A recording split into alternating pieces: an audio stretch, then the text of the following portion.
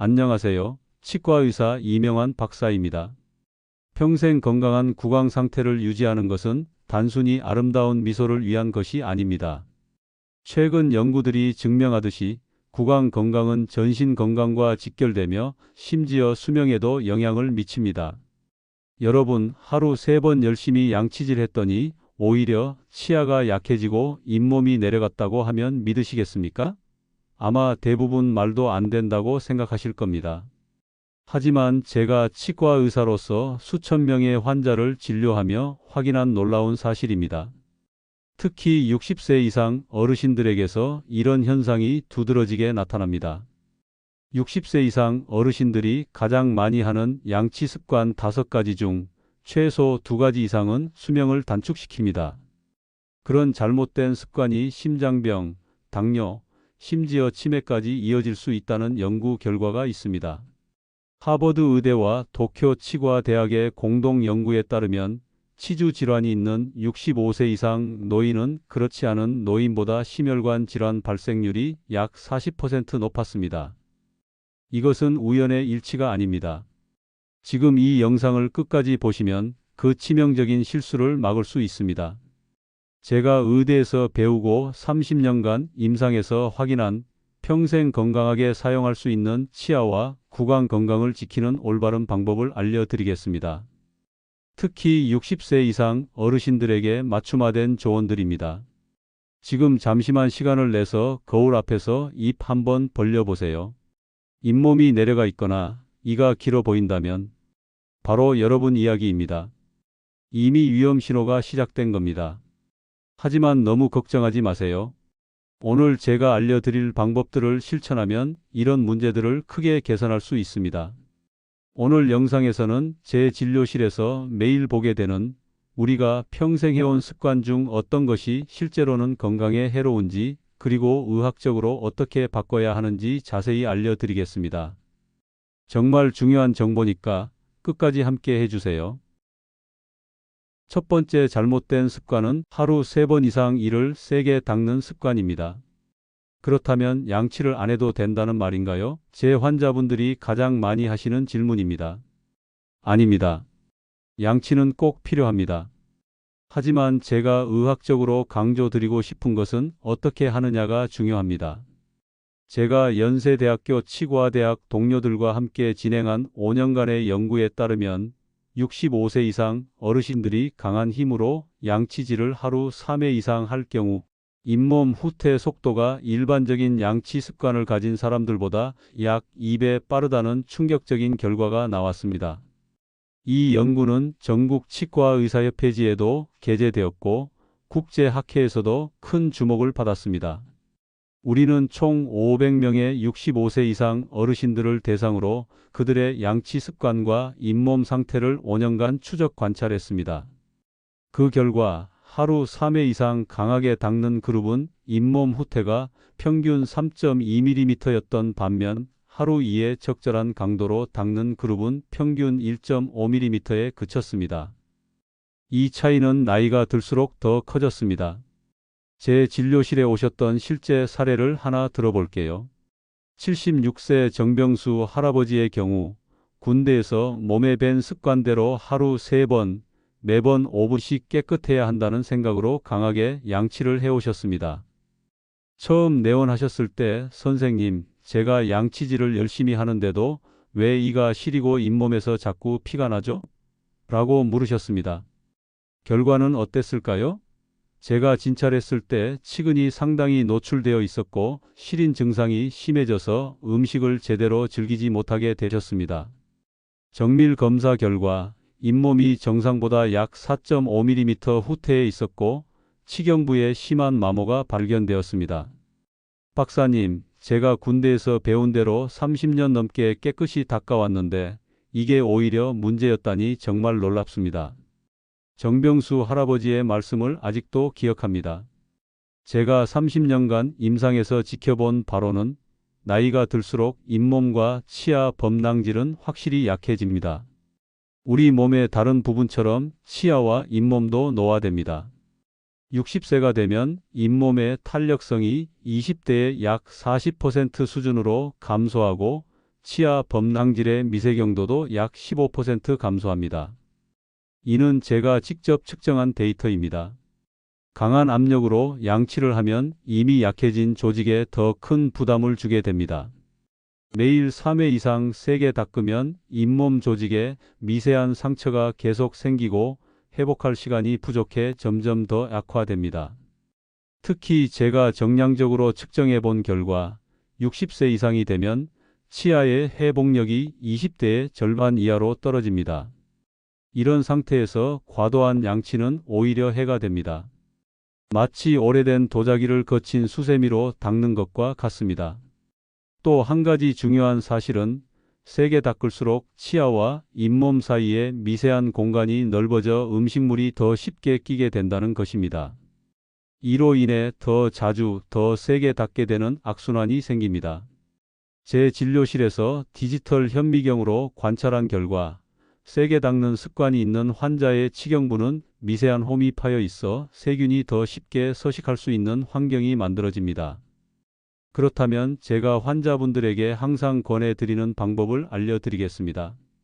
첫째, 초극세모 칫솔을 사용하세요. 제 진료실에서는 나이가 들수록 더 부드러운 칫솔을 권장합니다. 세모, 중모, 극세모, 초극세모 중에서 60세 이상은 반드시 초극세모를 선택하셔야 합니다. 마치 갓난아기의 피부에는 부드러운 수건이 필요한 것처럼 노화된 잇몸에는 더 부드러운 칫솔이 필요합니다. 둘째, 양치 시간은 2분이 적당합니다. 제 환자분들은 종종 더 오래 닦으면 더 깨끗하지 않을까요? 라고 물으십니다.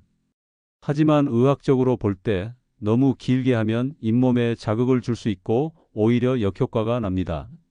저는 진료실에서 모래시계를 사용해 환자들에게 적절한 양치 시간을 시연해 드립니다. 연구 결과에 따르면 2분 이상 닦는다고 해서 플라그 제거 효율이 유의미하게 증가하지 않습니다. 셋째, 제가 항상 시연해 드리는 방법인데요. 45도 각도로 부드럽게 닦아주세요. 수평으로 힘을 주며 닦는 것은 치아와 잇몸 모두에 해롭습니다. 제가 거울로 보여드리면 칫솔을 잇몸 경계선에 45도 각도로 살짝 대고 원을 그리듯 부드럽게 움직이는 방법이 가장 좋습니다. 이렇게 하면 잇몸 마사지 효과도 있어 혈액순환이 촉진됩니다. 실제로 이 방법을 적용한 후 3개월 만에 잇몸 상태가 눈에 띄게 개선된 환자가 많습니다. 넷째, 하루 2회가 적당합니다. 제 30년 임상 데이터를 분석해보니 아침과 자기 전에 제대로 닦는 것이 하루에 여러 번 대충 닦는 것보다 훨씬 효과적입니다. 이것은 치과 의사로서 제가 자신 있게 말씀드릴 수 있습니다. 특히 취침 전 양치는 가장 중요합니다. 왜냐하면 잠자는 동안 침 분비량이 감소해 세균이 번식하기 좋은 환경이 되기 때문입니다. 다섯째, 전동 칫솔을 고려해 보세요. 특히 관절염이 있거나 손의 움직임이 제한된 어르신들에게 좋습니다. 최신 전동 칫솔은 압력 센서가 내장되어 있어 너무 세게 닦으면 자동으로 알려줍니다. 제 환자 중 78세 이상의 할머니는 전동 칫솔로 바꾼 후 6개월 만에 잇몸 출혈이 80% 감소했습니다. 여섯째, 닦는 순서도 중요합니다. 대부분의 사람들이 앞니부터 시작하는데 이렇게 하면 시간이 지날수록 힘이 빠져 뒷니는 대충 닦게 됩니다. 오른손잡이라면 오른쪽 어금니부터, 왼손잡이라면 왼쪽 어금니부터 시작하세요. 이렇게 하면 모든 치아를 고르게 닦을 수 있습니다. 여러분, 지금 여러분은 하루 몇 번 양치하시나요? 그리고 얼마나 세게 하시나요? 댓글로 남겨주시면 제가 다음 영상에서 여러분의 사례를 바탕으로 더 자세한 조언을 드리겠습니다. 제 진료실에서는 환자분들의 실제 습관을 알아야 더 정확한 해결책을 제시할 수 있습니다. 정병수 할아버지는 제 조언대로 초극세모 칫솔로 바꾸고 하루 2번만 적절한 강도로 닦기 시작한 후 3개월 만에 시린 증상이 크게 감소했습니다. 6개월 후에는 잇몸 건강도 눈에 띄게 개선되었죠. 박사님, 덕분에 이제 아이스크림도 먹을 수 있어요. 라고 말씀하시던 그 미소를 잊을 수 없습니다. 두 번째 잘못된 습관은 식후 즉시 양치하는 습관입니다. 식사 후에 바로 안 닦으면 충치 생기는 거 아닌가요? 박사님, 제 진료실에서 환자분들이 의아해하시는 질문입니다. 우리 모두 학창 시절부터 식후 바로 양치질을 해야 한다고 배워왔습니다. 텔레비전 광고에서도 식후 3분 안에 양치하세요 라는 문구가 수십 년간 반복되었죠. 하지만 제가 임상에서 확인한 사실은 이 오래된 상식이 실제로는 해로울 수 있다는 것입니다. 제가 고려대학교 치과대학 연구팀과 함께 진행한 5년간의 연구 결과에 따르면 산성 음식이나 음료를 섭취한 후 30분 이내에 양치질을 하면 치아 침식이 약 2.55배 증가한다고 밝혀졌습니다. 우리는 300명의 참가자를 대상으로 식후 양치 시간에 따른 치아 범랑질 변화를 특수 현미경과 미세경도계로 측정했습니다. 그 결과는 놀라웠습니다. 이게 의학적으로 어떻게 가능할까요? 제 박사 논문 주제이기도 했는데요. 우리가 음식, 특히 산성 음식이나 음료를 섭취하면 치아의 범랑질이 일시적으로 부드러워집니다. 이것은 현미경으로 관찰할 수 있는 과학적 사실입니다. 산성 음식을 섭취하면 구강 내 pH가 5.5 이하로 떨어지는데 이 상태에서는 치아의 무기질이 용해되기 시작합니다. 치아 범랑질의 주성분인 수산화 인해석 결정이 산에 의해 일시적으로 약해집니다. 이 상태에서 바로 양치질을 하면 이미 약해진 범랑질이 더 손상될 수 있습니다. 마치 젖은 종이에 힘을 가하면 쉽게 찢어지는 것과 같은 원리입니다. 제가 전자현미경으로 관찰한 결과 산성 음식 섭취 직후 양치한 치아 표면은 마치 사포로 문지른 듯한 미세한 흠집들이 생겨 있었습니다.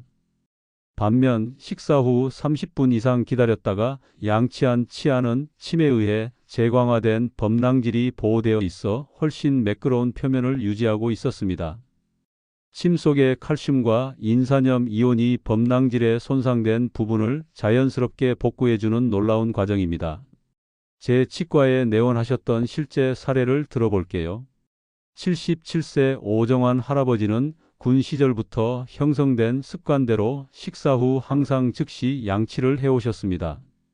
밥 먹고 3분 안에 양치해야 충치가 안 생긴다고 배웠습니다. 하루 3끼 후에 바로 양치질, 그리고 과일이나 신음료를 마신 후에도 바로 양치질. 제가 구강 내시경으로 살펴봤을 때 수십 년간 이어온 이 습관의 결과는 심각한 치아 침식이었습니다. 의학적 용어로는 산식증이라고 하는데 제가 진찰했을 때 그의 치아 표면이 마치 사포로 갈아낸 것처럼 거칠어졌다는 것을 확인할 수 있었습니다. 특히 충격적이었던 것은 오정환 할아버지께서 매일 아침 식사 후 레몬을 넣은 따뜻한 물을 마시고 바로 양치질을 하셨다는 점입니다. 레몬의 구연산은 pH 2에서 3 정도로 매우 강한 산성입니다. 이는 치아 범랑질을 빠르게 약화시키는데 그 상태에서 바로 양치질을 하면 범랑질이 문자 그대로 닳아 없어지게 됩니다. 결과적으로 오정환 할아버지는 치아 과민증이 심해져 찬물은 물론 따뜻한 음식을 먹을 때도 통증을 느끼게 되었습니다. 뿐만 아니라 범랑질이 얇아져 치아가 누렇게 변색되었고 충치에도 더 취약해졌습니다. 평생 충치 예방한다고 했던 행동이 오히려 치아를 망가뜨렸다니. 진단 결과를 듣고 할아버지께서 안타깝게 말씀하셨습니다. 또 다른 사례로 69세 김미영 할머니는 식후 바로 양치를 하지 않으면 불안해서 식사를 제대로 즐기지 못하셨다고 합니다. 밥 먹고 양치 안 하면 입안이 더러운 느낌이라 불안해요. 하지만 이런 습관 때문에 치아 침식이 진행되어 앞니가 반투명해지고 길이가 짧아지는 현상이 발생했습니다. 제가 3D 스캐너로 측정해 보니 정상보다 약 1.5mm로 짧아져 있었습니다. 그렇다면 제가 30년간 환자들에게 권해온 의학적으로 검증된 방법을 알려드리겠습니다. 첫째, 식사 후 최소 30분은 기다렸다가 양치질을 하세요. 이 시간 동안 침이 자연스럽게 산성 환경을 중화시키고 범랑질을 다시 단단하게 만들어줍니다. 이것은 제가 임상 연구를 통해 확인한 사실입니다. 침 속의 중탄산염이 산을 중화시키고 칼슘과 인산염이 치아 표면을 재광화시키는 과정에는 약 20에서 30분이 소요됩니다.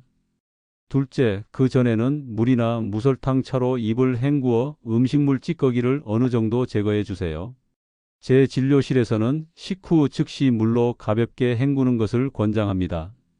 이렇게 하면 상쾌함도 느낄 수 있고 구강 내 산성도도 중화시킬 수 있습니다. 특히 녹차나 카모마일 차는 자연 항균 효과가 있어 더욱 좋습니다. 셋째, 특히 신과일, 와인, 탄산음료, 스포츠 음료, 에너지 드링크 등 산성 음식을 섭취한 후에는 이 규칙을 더욱 철저히 지켜주세요. 제가 pH 측정기로 직접 확인해 본 결과 이런 음식들은 치아를 더 빠르게 약화시킵니다. 예를 들어 콜라의 pH는 약 2.5, 오렌지 주스는 약 3.5, 스포츠 드링크는 약 3.0으로 모두 치아에 해로운 수준입니다. 넷째, 식후에 바로 할 수 있는 좋은 대안으로는 무설탕 껌을 씹는 것이 있습니다. 저희 치과대학에서 연구한 바에 따르면 이는 침 분비를 최대 10배까지 촉진시켜 자연적인 구강 청소를 도와줍니다. 특히 자일리톨이 함유된 껌은 충치 유발 세균의 성장을 억제하는 효과도 있습니다. 다섯째, 가능하다면 식사 전에 양치질을 하는 것도 좋은 방법입니다. 제가 진료실에서 환자들에게 자주 권하는 방법인데 식사 전에 치아 표면의 세균막을 제거하면 음식물의 산이 치아에 미치는 영향이 줄어듭니다. 일본의 한 연구에서도 이 방법의 효과가 입증되었습니다. 여섯째, 치아 침식이 이미 진행된 경우에는 재광화 효과가 있는 특수 치약을 사용하세요. 고농도 불소 치약이나 나노 하이드록시 아파타이트 함유 치약은 손상된 범낭질 복구에 도움이 됩니다. 실제로 제 환자 중 치아 침식이 심했던 분들이 이런 치약을 6개월 사용한 후 민감도가 크게 감소했습니다. 여러분, 지금까지 식후 바로 양치질을 해오셨다면 오늘부터라도 이 습관을 바꿔보세요. 제 30년 임상 경험상 이 작은 변화만으로도 치아 건강에 큰 변화가 생길 것을 약속드립니다. 오정환 할아버지의 경우 식후 30분 후 양치하는 습관으로 바꾸고 재광화 치약을 사용한 지 3개월 만에 치아 민감도가 약 40% 감소했습니다. 이제는 아이스커피도 마실 수 있어요. 박사님, 그의 기뻐하는 모습이 아직도 기억에 남습니다. 네 번째는 미백이나 강한 마모제가 함유된 치약의 사용입니다. 그럼 그냥 약한 치약만 써야 해요, 박사님? 제 진료실에서 자주 듣는 질문입니다. 사실 치약 선택은 생각보다 훨씬 중요합니다. 특히 60세 이상 어르신들에게는요. 제가 임상에서 확인한 바로는 적절한 치약 선택이 노년기 구강 건강이 핵심입니다. 제가 서울대학교 치의학대학원 연구진과 함께 5년간 진행한 공동 연구에 따르면 연마제가 강한 치약을 장기간 사용하면 치아 민감도가 3배 증가하고 잇몸염이 약 40% 증가한다는 충격적인 결과가 나왔습니다.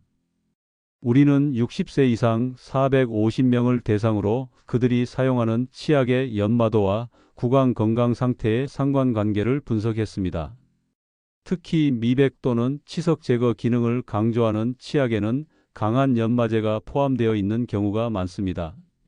이런 치약들은 일반적으로 연마제 지수가 100 이상인 경우가 많은데 이는 노년층에게는 너무 강한 수준입니다. 제가 연구실에서 직접 측정해 본 결과 시중에 판매되는 미백 치약 중에는 연마제가 200에 가까운 제품도 있었습니다. 이는 마치 고운 사포로 치아를 닦는 것과 다름없습니다. 제 전문 분야인 노인치 과학에서 밝혀진 바로는 나이가 들수록 치아 범낭질은 얇아지고 상아질이 더 쉽게 노출됩니다. 이것은 현미경 분석을 통해 명확히 확인된 사실입니다. 20대의 범낭질 평균 두께가 약 2.5mm인 반면 70대는 약 1.7mm로 감소합니다. 이런 상태에서 강한 연마제가 들어간 치약을 사용하면 이미 약해진 치아 표면이 더 빠르게 마모됩니다. 마치 오래된 유리그릇을 쇠수세미로 닦는 것과 같습니다. 또한 강한 연마제는 치아 표면에 미세한 흠집을 만들어 색소가 더 쉽게 침착되게 합니다. 제가 전자현미경으로 관찰한 결과 강한 미백 치약을 사용한 치아 표면은 미세한 흠집이 많아 오히려 시간이 지날수록 착색이 더 심해지는 경향이 있었습니다. 이것이 바로 강한 미백 치약을 오래 사용할수록 치아가 더 누래지는 역설적인 현상의 원인입니다. 제 진료실에서 만났던 실제 사례를 소개해 드리자면 79세 김영자 할머니는 하얀 치아에 대한 열망으로 20년 넘게 미백 효과가 강조된 치약만 사용해 오셨습니다. 박사님, 저는 젊었을 때부터 치아 미백에 신경을 많이 썼어요. 특히 텔레비전에 나오는 하얀 치아를 보면 부러워서 항상 강한 미백 치약만 골라 썼죠. 제가 정밀 검사를 했을 때 결과적으로 치아가 거의 투명해질 정도로 얇아졌고 찬 음식은 물론이고 심지어 따뜻한 음료를 마실 때도 시림 증상이 심각해졌습니다. 물을 마실 때도 아파요. 식사 자체가 고통이 되었어요. 할머니의 말씀이 아직도 기억에 남습니다. 제가 정밀 측정기로 분석한 결과 그녀의 치아가 정상보다 약 30% 더 얇아졌다는 것을 확인했습니다. 특히 앞니는 거의 반투명하게 변해 있었고 치경부 치아와 잇몸이 만나는 부분은 과도하게 마모되어 쐐기 모양의 결손이 생겨 있었습니다. 이런 상태는 치아의 구조적 안정성을 위협하고 심한 경우 치아 파절로 이어질 수 있습니다. 또 다른 사례로 71세 박정호 할아버지는 치석 제거용 치약을 매일 사용해 오셨습니다. 치과에 자주 가기 어려워서 집에서라도 치석을 제거하려고 했어요. 하지만 그 결과는 심한 치아 민감증과 잇몸 퇴축이었습니다. 특히 강한 치약의 연마제가 잇몸 경계부의 치아를 과도하게 마모시켜 목 부분이 움푹 파인 비자 모양의 마모가 생겼습니다. 제가 현미경으로 관찰했을 때 박정호 할아버지의 치아 표면은 마치 사막의 모래 폭풍에 깎인 바위처럼 거칠었습니다. 이런 표면은 세균이 더 쉽게 달라붙을 수 있는 환경을 제공하기 때문에 역설적으로 충치와 치주 질환의 위험을 높입니다. 그렇다면 제가 30년 임상 경험을 바탕으로 특히 노년층에게 권해드리는 치약 선택법을 알려드리겠습니다. 첫째, 저연마성 치약을 선택하세요. 제가 진료실에서 환자분들께 항상 설명해 드리는 부분인데요. 제품 뒷면에 RDA 지수가 표시되어 있다면 60세 이상은 RDA 70 이하의 제품이 적합합니다. 이는 제가 다년간의 임상 데이터를 분석한 결과입니다. 만약 제품에 RDA 값이 표시되어 있지 않다면 민감한 치아용 또는 연약한 잇몸용이라고 표시된 제품을 선택하는 것이 좋습니다. 둘째, 불소 함량이 1000ppm 정도 되는 치약이 치아 보호에 효과적입니다. 제가 국제치과 저널에 발표한 연구에서도 확인되었지만 불소는 범랑질을 강화하고 충치 예방에 도움을 줍니다. 특히 노년층에게는 필수적인 성분입니다. 불소는 치아 표면의 수산화 인해석 결정을 불화 인해석으로 변환시켜 산에 대한 저항성을 높여줍니다. 제 연구에 따르면 적절한 불소 치약을 사용한 65세 이상 그룹은 그렇지 않은 그룹보다 충치 발생률이 약 35% 낮았습니다. 셋째, 민감성 치약을 정기적으로 사용하는 것도 좋은 방법입니다. 제 진료실 환자들 중 70%가 이 방법으로 시린 증상이 크게 개선되었습니다. 이런 치약에는 주로 질산칼륨이나 아르기닌 같은 성분이 들어있어 노출된 상아지를 보호하고 시린 증상을 완화하는 데 도움이 됩니다. 특히 취침 전에 민감성 치약을 사용하고 헹구지 않고 그대로 자면 효과가 더 좋습니다. 넷째, 치약은 항상 콩알만큼만 사용하세요. 많은 환자분들이 치약을 칫솔 전체에 듬뿍 바르시는데 제가 임상 실험을 통해 확인한 바로는 많은 양이 효과를 높이지 않습니다. 오히려 거품이 너무 많아 제대로 닦기 어려워지고 치약 속 화학 성분에 더 많이 노출됩니다. 특히 강한 계면활성제는 구강 점막을 자극하고 구강 건조증을 악화시킬 수 있습니다. 다섯째, 미백 효과를 원한다면 제가 환자분들께 권해드리는 것은 강한 연마제 대신 부드러운 미백 성분이 함유된 제품을 주기적으로 사용하는 것입니다. 과산화수소 농도가 낮은 제품이 노년층에게는 안전합니다. 또는 전문 치과에서 처방받은 저농도 미백제를 사용하는 것도 좋은 방법입니다. 이는 치아 표면을 손상시키지 않으면서 착색을 제거할 수 있습니다. 여섯째, 천연 성분이 함유된 치약을 고려해 보세요. 알로에 베라, 녹차 추출물, 프로폴리스 등의 성분은 항염 효과가 있어 잇몸 건강에 도움이 됩니다. 제가 관찰한 바로는 특히 잇몸이 약한 노년층에게 이런 성분들이 효과적이었습니다. 하지만 천연이라고 해서 무조건 좋은 것은 아니니 반드시 치과 의사와 상담 후 선택하세요. 일곱째, 치약을 너무 자주 바꾸지 마세요. 제 환자들 중에는 새로운 치약이 나올 때마다 계속 바꿔서 사용하시는 분들이 있는데 이는 오히려 구강 환경을 불안정하게 만들 수 있습니다. 자신에게 맞는 치약을 찾았다면 꾸준히 사용하는 것이 좋습니다. 김영자 할머니의 경우 제가 추천한 저연마성 고불소 치약으로 바꾸고 3개월 만에 시린 증상이 크게 줄었습니다. 이제는 아이스커피도 마실 수 있어요. 박사님, 정말 감사합니다. 그녀의 미소는 제게 큰 보람을 주었습니다. 지금 여러분이 사용하는 치약이 어떤 건지 한번 확인해 보시고 이 영상 아래에서 제가 추천하는 제품도 확인해 보세요. 제 30년 치과 의사 경험으로 볼 때 이 작은 변화가 여러분의 구강 건강에 큰 차이를 만듭니다. 다음 잘못된 습관은 구강 건조를 방치하는 것입니다. 입 마른 게 그렇게 큰 문제인가요, 박사님? 많은 분들이 이렇게 생각하시는데 구강 건조는 단순한 불편함이 아니라 심각한 건강 문제로 이어질 수 있습니다. 제 전문 분야인 노인치과학에서 구강 건조증은 가장 중요한 연구 주제 중 하나입니다. 연구에 따르면 65세 이상이 되면 침 분비량이 젊었을 때보다 약 30% 감소합니다. 제가 국립보건원과 함께 진행한 대규모 연구에서도 이를 확인했는데 20대의 평균 침 분비량이 분당 0.3에서 0.4ml인데 비해 70대는 분당 0.1에서 0.2ml로 크게 감소합니다. 이것만으로도 충분히 문제인데 더 심각한 것은 많은 어르신들이 복용하는 고혈압약, 당뇨약, 항우울제, 항히스타민제 등이 이 현상을 더욱 악화시킨다는 점입니다. 제가 임상에서 확인한 바로는 65세 이상 환자의 약 68%가 구강 건조증을 경험하고 있으며 이 중 절반 이상이 복용 중인 약물과 관련이 있었습니다.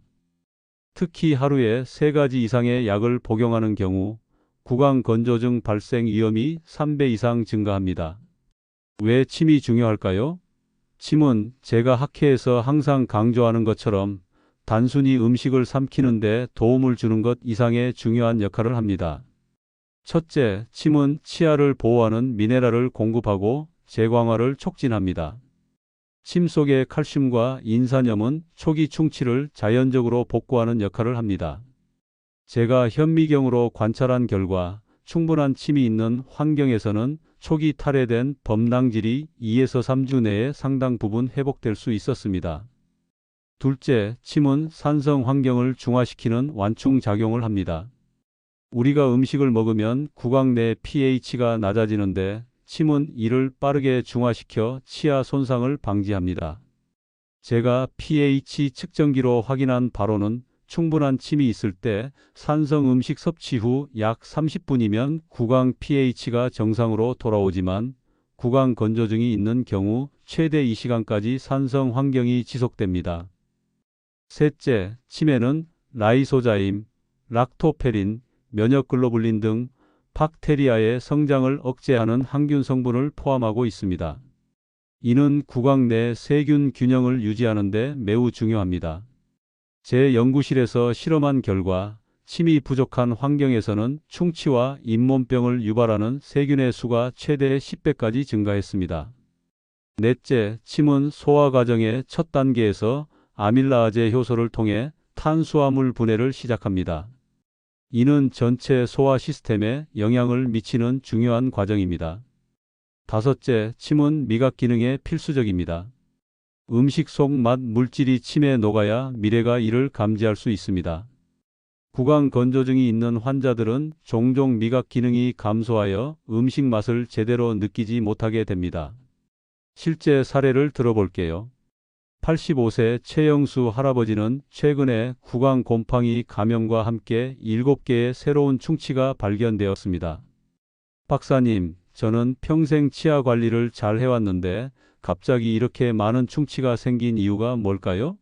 원인을 찾아보니 고혈압과 전립선 약으로 인한 심한 구강 건조증이었습니다. 침이 부족해 구강 내 박테리아와 곰팡이가 과도하게 증식했던 것이죠. 최영수 할아버지는 입안이 마르는 느낌은 있었지만 그것이 이렇게 심각한 문제를 일으킬 줄은 전혀 몰랐다고 합니다. 밤에 물을 마시려고 자주 깨긴 했는데 그냥 나이 탓이라고 생각했어요. 이처럼 구강 건조증은 종종 무시되거나 단순한 노화의 일부로 여겨져 적절한 관리를 받지 못하는 경우가 많습니다. 또 다른 사례로 74세 이영숙 할머니는 구강 건조로 인해 음식을 삼키기 어려워 영양 결핍 상태에 이르렀습니다. 밥을 먹을 때마다 물을 계속 마셔야 겨우 삼킬 수 있어요. 식사 자체가 스트레스예요. 이로 인해 체중이 6개월 동안 8kg 감소했고 전반적인 건강 상태도 악화되었습니다. 구강 건조는 또한 말하기, 음식 맛을 느끼기, 음식 삼키기 등의 기본적인 기능에도 영향을 미칩니다. 이는 사회적 활동을 제한하고 삶의 질을 크게 저하시킵니다. 제 환자 중에는 구강 건조로 인해 친구들과의 식사 모임을 피하게 되었다는 분들이 많습니다. 대화 중에 입이 말라서 말하기가 힘들어요. 그리고 음식도 맛이 없으니 같이 먹는 즐거움도 없어졌어요. 이러한 사회적 고립은 우울증과 같은 정신건강 문제로 이어질 수 있습니다. 더 나아가 구강 건조는 영양 섭취 불균형, 면역 기능 저하, 수면 장애 등 다양한 건강 문제를 야기할 수 있습니다. 제가 관찰한 바로는 심한 구강 건조증이 있는 환자들은 평균적으로 더 많은 약을 복용하고 병원 방문 횟수가 더 많으며 전반적인 건강 상태가 더 좋지 않은 경향이 있었습니다. 그렇다면 구강 건조를 어떻게 관리해야 할까요? 제 30년 임상 경험을 바탕으로 효과적인 방법들을 알려드리겠습니다. 첫째, 물을 자주 마시세요. 하루에 최소 8잔, 가능하면 그 이상의 물을 마시는 것이 좋습니다. 작은 물병을 항상 가지고 다니며 자주 마시는 습관을 들이세요. 특히 취침 시 침대 옆에 물을 두어 밤중에 깨었을 때 마실 수 있도록 하는 것이 좋습니다. 단, 카페인이 함유된 음료나 알코올은 오히려 탈수를 촉진할 수 있으니 피하는 것이 좋습니다. 둘째, 무설탕 껌이나 사탕을 활용하세요. 이들은 침 분비를 자극합니다. 특히 자일리톨이 함유된 제품은 충치 예방에도 도움이 됩니다. 제 연구에 따르면 자일리톨 껌을 하루 3에서 4번, 5분 이상 씹으면 침 분비량이 최대 10배까지 증가할 수 있습니다. 단, 턱관절 문제가 있는 분들은 껌 대신 무설탕 사탕을 선택하는 것이 좋습니다. 셋째, 인공 침 제품을 사용해 보세요. 약국에서 구할 수 있는 이런 제품들은 일시적이지만 효과적인 완화를 제공합니다. 카르복시메틸셀룰로오스나 히알루론산 같은 성분이 함유된 제품이 좋습니다. 특히 외출 시 휴대하여 필요할 때마다 사용하면 편리합니다. 넷째, 침실에 가습기를 두세요. 특히 밤중에 입이 마르는 경우 실내 습도를 높이는 것이 도움이 됩니다. 제 환자 중 상당수가 이 방법으로 수면 중 구강 건조 증상이 완화되었다고 보고했습니다. 적정 습도는 40에서 60%입니다. 다섯째, 알코올이 함유된 구강 세정제는 피하세요. 알코올은 구강을 더 건조하게 만듭니다. 대신 알코올 무첨가 제품이나 베타인이 함유된 제품을 선택하세요. 이는 구강 점막을 보호하고 수분을 유지하는 데 도움이 됩니다. 여섯째, 의사와 상담하여 복용 중인 약물이 구강 건조를 유발하는지 확인하고 가능하다면 대체 약물이나 복용 방법을 조정해 보세요. 때로는 약물 복용 시간을 조정하거나 용량을 나누어 복용하는 것만으로도 증상이 완화될 수 있습니다. 하지만 절대 의사와 상담 없이 약물 복용을 중단하거나 변경하지 마세요. 일곱째, 구강 건조증에 도움이 되는 식품을 섭취하세요. 수분이 많은 과일과 채소, 오메가 지방산이 풍부한 생선, 항산화 물질이 풍부한 식품 등이 도움이 됩니다. 반면 짠 음식, 매운 음식, 말린 음식 등은 증상을 악화시킬 수 있으니 주의하세요. 여덟째, 정기적인 치과 검진을 받으세요. 구강 건조증이 있는 경우 충치와 잇몸 질환의 위험이 높아집니다. 따라서 3에서 4개월마다 치과를 방문하여 조기에 문제를 발견하고 관리하는 것이 중요합니다. 최영수 할아버지의 경우 제가 처방한 인공침 스프레이와 자일리톨 껌 그리고 담당 의사와의 상담을 통한 약물 조정 후 상태가 크게 개선되었습니다. 3개월 후 검진에서 새로운 충치가 발생하지 않았고 구강 곰팡이 감염도 완전히 치료되었습니다. 이제는 밤에 물 마시러 일어나는 횟수가 절반으로 줄었어요. 입안이 훨씬 편안합니다. 마지막 잘못된 습관은 식사 후 치실을 사용하지 않고 정기 구강검진을 받지 않는 것입니다. 칫솔로도 충분한 거 아닌가요, 박사님? 많은 환자분들이 이렇게 물으십니다. 하지만 치과 의사로서 단언할 수 있는 것은 치아 사이사이는 칫솔모가 닿지 않는 사각지대라는 점입니다. 이 부분은 우리 구강관리의 맹점이 되기 쉽습니다. 제가 서울대학교 치의학대학원과 함께 진행한 연구에 따르면 치간 청결을 하지 않으면 잇몸병 발생 위험이 3배 증가합니다.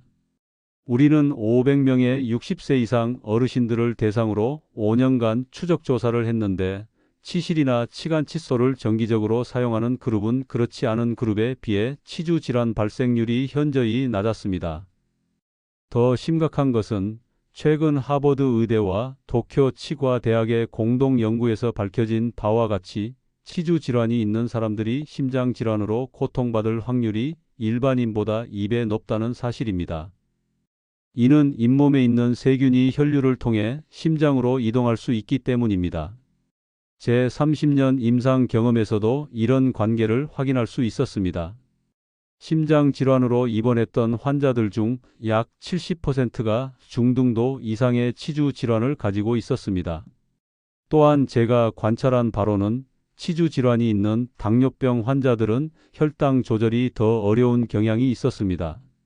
미국 치주학회의 최근 연구에 따르면 치주 질환이 있는 사람들은 알츠하이머병 발병 위험이 약 70% 증가한다고 합니다. 이는 치주 질환을 일으키는 세균이 생성하는 독소가 뇌에 영향을 미칠 수 있기 때문입니다. 실제로 알츠하이머 환자의 뇌 조직에서 구강 내 세균이 발견되었다는 충격적인 연구 결과도 있습니다. 또한 정기적인 치과 검진을 미루는 것은 작은 문제가 큰 문제로 발전하게 만듭니다. 초기 단계의 치아 문제는 대부분 통증이 없기 때문에 스스로 발견하기 어렵습니다. 그러나 전문가는 이런 초기 변화를 쉽게 발견할 수 있습니다. 제 진료실에서 디지털 구강 스캐너를 사용하면 환자 스스로는 전혀 느끼지 못하는 초기 충치나 미세 균열까지 발견할 수 있습니다. 이 단계에서 발견된 문제는 간단한 처치로 해결되지만 발견이 늦어지면 신경치료나 발치 같은 복잡한 치료가 필요할 수 있습니다. 실제 사례를 들어볼게요. 81세 이병철 할아버지는 10년간 치과에 가지 않았습니다. 아픈 데가 없으니까요. 그리고 솔직히 치과가 좀 무서웠어요. 하지만 최근 심장 문제로 병원에 갔을 때 의사는 그의 심장 문제가 심각한 치주염과 관련이 있을 수 있다고 제안했습니다. 이병철 할아버지가 제 진료실을 처음 방문했을 때 저는 그의 구강 상태에 충격을 받았습니다. 여러 개의 잇몸 농양이 발견되었고 몇몇치 않은 심한 흔들림을 보였습니다. 엑스레이 검사 결과 상당한 양의 치조골이 이미 소실된 상태였습니다. 이렇게 심각한 상태인지 전혀 몰랐어요. 통증이 없었거든요. 이것이 치주 질환의 가장 무서운 점입니다. 침묵의 질병이라 불리는 이유죠. 증상이 뚜렷하게 나타날 때는 이미 상당히 진행된 상태인 경우가 많습니다. 놀랍게도 이병철 할아버지의 치주 치료를 시작한 후 3개월 만에 그의 심장 상태도 안정되기 시작했습니다. 심장 전문의도 이 변화에 주목했죠. 환자의 염증 지표가 눈에 띄게 감소했습니다. 구강 관리가 중요한 역할을 한 것 같습니다. 또 다른 사례로 75세 박영희 할머니는 치실을 사용하지 않아 시간 사이에 심각한 치주 질환이 발생했습니다. 치실이 불편해서 사용하지 않았어요. 손가락도 잘 움직이지 않고요. 결과적으로 여러 개의 치아를 잃게 되었고, 이는 그녀의 영양 상태와 사회 생활에 큰 영향을 미쳤습니다. 이가 빠지니까 예전에 좋아하던 음식들을 많이 못 먹게 되었어요. 그러다 보니 단백질 섭취가 줄어서 근육량도 감소했죠. 이처럼 구강 건강은 전신 건강과 밀접하게 연결되어 있습니다. 어떻게 해야 할까요? 제가 30년 임상 경험을 통해 확인한 가장 효과적인 방법들을 알려드리겠습니다. 첫째, 하루에 한 번은 꼭 치실이나 치간 칫솔을 사용하세요. 칫솔만으로는 치아 사이사이를 완벽하게 청소할 수 없습니다. 제가 환자들의 구강을 살펴본 결과 칫솔만 사용하는 경우 치간 부위의 플라그는 거의 제거되지 않았습니다. 반면 치실을 사용한 후에는 치간 부위의 플라그가 약 80% 제거되었습니다. 둘째, 만약 손가락 힘이 약해 치실 사용이 어렵다면 치실 홀더나 워터픽과 같은 도구를 활용해 보세요. 특히 관절염이 있는 어르신들에게는 이런 도구가 큰 도움이 됩니다. 제 환자 중 80세 김정숙 할머니는 치실 홀더를 사용하기 시작한 후 이제 치실 사용이 너무 쉬워요. 왜 진작 알려주시지 않았어요? 라고 말씀하셨죠. 셋째, 최소 6개월에 한 번, 가능하면 3에서 4개월에 한 번씩 치과를 방문하세요. 정기적인 검진과 스케일링은 큰 문제를 예방하는 가장 효과적인 방법입니다. 제 데이터에 따르면 정기적으로 치과를 방문하는 환자들은 그렇지 않은 환자들보다 복잡한 치료가 필요한 경우가 60% 적었습니다. 넷째, 치과 방문이 두렵다면 노인 전문 치과나 공포관리 프로그램을 제공하는 치과를 찾아보세요. 요즘은 무통치료 기술이 많이 발전했습니다. 레이저 치료, 컴퓨터 제어 마취, 진정치료 등을 통해 통증과 공포를 최소화할 수 있습니다. 제 진료실에서도 치과 공포증이 있는 환자들을 위한 특별 프로그램을 운영하고 있습니다. 다섯째, 치과 검진을 받을 때는 현재 복용 중인 모든 약물을 치과 의사에게 알려주세요. 이는 적절한 치료 계획을 세우는 데 중요합니다. 특히 혈액희석제, 골다공증 약물, 고혈압 약물 등은 치과 치료에 영향을 미칠 수 있습니다. 여섯째, 식이 조절도 중요합니다. 설탕이 많은 음식과 탄산음료는 충치 위험을 높입니다.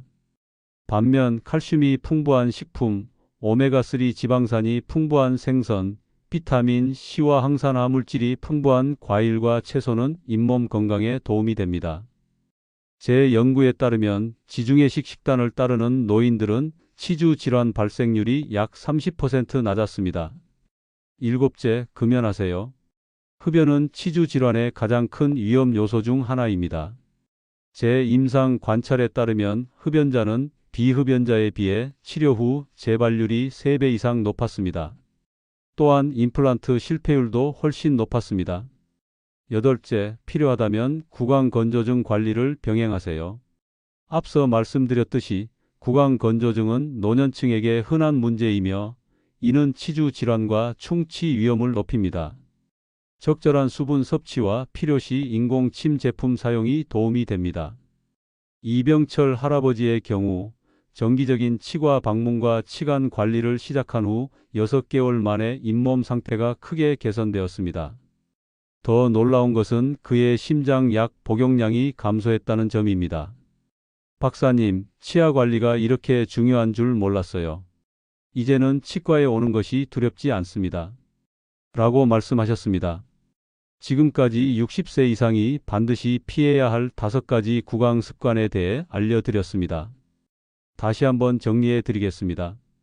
첫째, 하루 3번 이상 세게 닦는 습관은 잇몸 후퇴를 가속화합니다. 대신 초극 세모 칫솔로 하루 2번 45도 각도로 부드럽게 닦는 것이 효과적입니다. 둘째, 식후 즉시 양치하는 것은 치아 범랑질을 손상시킵니다. 식후 30분 기다린 후 양치하고 그 전에는 물로 입을 헹구는 것이 좋습니다. 셋째, 강한 미백, 치석 제거 치약은 치아를 더 약하게 만듭니다. 저연마성, 고불소 치약을 콩알 크기만큼만 사용하세요. 넷째, 구강 건조를 방치하면 다양한 구강 질환의 위험이 높아집니다. 충분한 수분 섭취와 무설탕 껌 활용, 필요시 인공 침 제품을 사용하세요. 다섯째, 치실 미사용과 정기검진 미루기는 전신 건강에까지 영향을 미칠 수 있습니다. 하루 한 번 치실이나 치간 칫솔 사용과 6개월마다 정기검진이 필수입니다. 제 진료실에서 매일 환자들에게 강조하는 말씀입니다. 양치질은 평생 하는 습관입니다. 하지만 그 습관이 잘못됐을 때 그 대가는 단순한 치아 문제를 넘어 전신 건강으로 돌아옵니다. 저는 30년간 치과 의사로 일하면서 구강 건강이 전신 건강의 거울이라는 사실을 수없이 확인해 왔습니다. 충치와 잇몸병은 단순히 입안의 문제가 아니라 심장병, 당뇨, 치매와 같은 심각한 질환과 연결되어 있습니다. 치아는 우리 몸의 다른 부분과 달리 한번 손상되면 스스로 재생되지 않습니다. 그렇기 때문에 예방과 조기 관리가 무엇보다 중요합니다. 특히 나이가 들수록 치아와 잇몸은 더 약해지기 때문에 더욱 세심한 관리가 필요합니다. 오늘 제가 의학적으로 검증된 방법으로 알려드린 이 5가지. 딱 하나만이라도 지금 바꿔보세요. 제 환자들도 이렇게 변화했더니 잇몸에서 피가 멈추고 시린 증상이 줄고 입안이 촉촉해졌습니다. 그리고 10년, 아니 20년 더 건강하게 사시는데 도움이 될 겁니다. 76세 정병수 할아버지는 양치 습관을 바꾼 후 이제는 아이스크림을 먹을 수 있어요 라고 기뻐하셨고, 77세 오정환 할아버지는 식후 즉시 양치 습관을 고친 후 치아 시림이 많이 줄었어요 라고 말씀하셨습니다. 79세 김영자 할머니는 적절한 치약으로 바꾼 후 이제는 음식을 먹을 때 통증이 없어요 라고 기뻐하셨습니다. 치과 의사로서 말씀드립니다. 구강 건강은 전체 건강의 거울입니다. 건강한 입은 건강한 몸으로 이어집니다. 우리가 매일 하는 작은 습관들이 장기적으로는 큰 차이를 만들어냅니다. 특히 나이가 들수록 구강 관리는 더욱 세심하게 해야 합니다. 젊었을 때의 방식이 지금도 최선이라고 생각하지 마세요. 나이에 맞는 관리 방법으로 변화가 필요합니다. 제가 진료실에서 경험한 수많은 환자들의 사례를 통해 확인했습니다. 올바른 구강 관리는 단순히 치아를 보존하는 것 이상의 가치가 있습니다. 그것은 건강한 노년을 위한 투자입니다. 여러분의 소중한 치아와 건강한 수명을 위해 오늘 배운 내용을 꼭 실천해 보세요. 작은 변화가 큰 차이를 만듭니다. 저 이명환 박사가 30년 임상 경험으로 확신합니다. 지금 바로 좋아요, 구독, 알림 설정하시고 주변 어르신들께 꼭 공유해 주세요. 작은 클릭 하나가 누군가의 건강한 인생을 지킬 수 있습니다. 끝까지 시청해 주셔서 감사합니다.